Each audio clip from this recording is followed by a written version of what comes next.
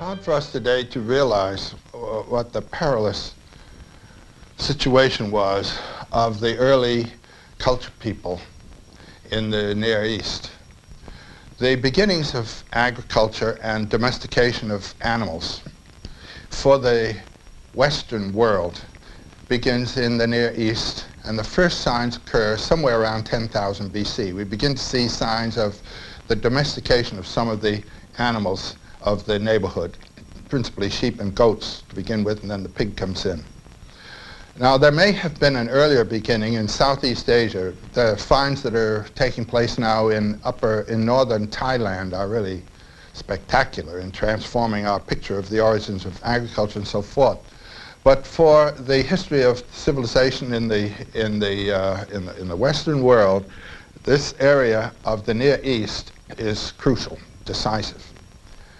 Up to, let's say, 10,000 BC, all people were foraging nomads, hunters, and root and vegetable gatherers. Around 10,000 BC, the idea of domesticating your own food begins to take place. As a result of this, you have a more substantial and dependable economic base, and increasingly large communities can begin to build up.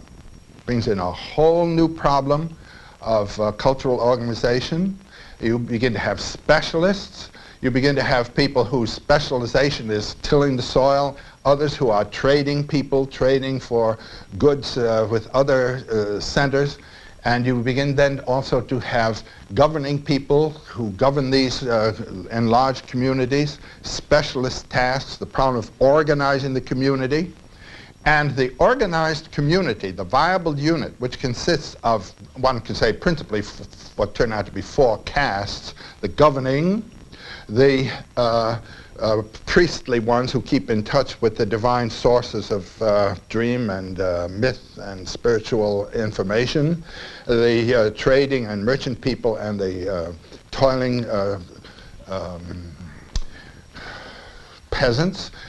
These are coordinated around a spiritual center that represents the point that we're all, although we're differently trained, serving the same center. And the city itself becomes what we're calling today a mandala, a sacred circle with a center, and we're all related to that. Now, there were two different developments out of the early agricultural and domestication of animal base. In the riverlands and in the high mountain valleys where it was possible to raise crops, the accent would be on agriculture. In the broad grazing lands, the accent was on animal domestication. And so you have herding people.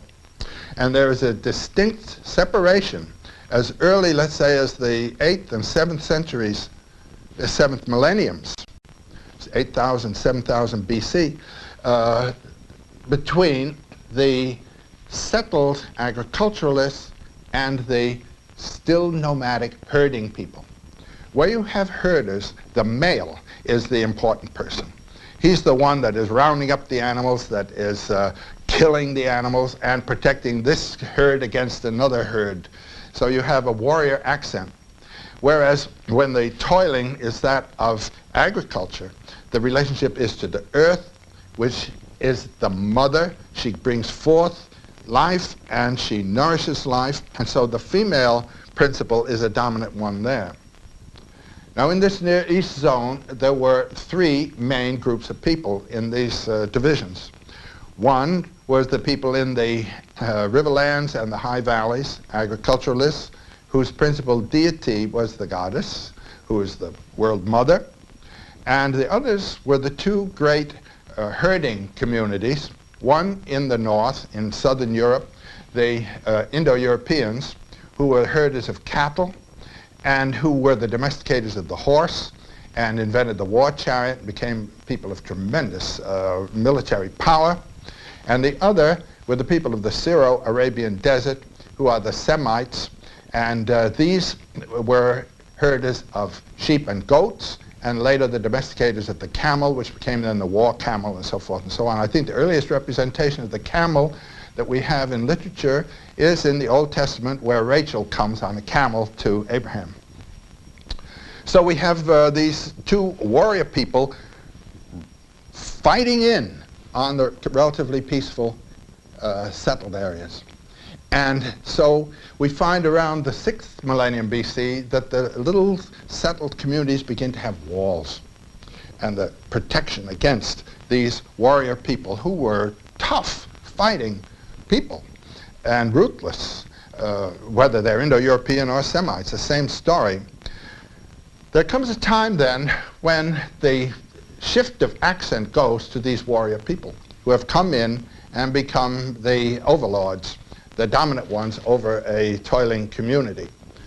And this is what happens when, 2350 BC, we read of Sargon I, Sargon of Akkad. This was a Semitic monarch who comes in over the earlier Sumerian people.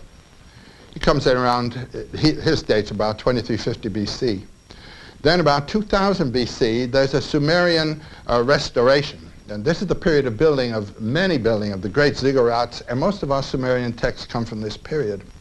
The very important king, important for us because the documents come from his time, King Gudea of Lagash.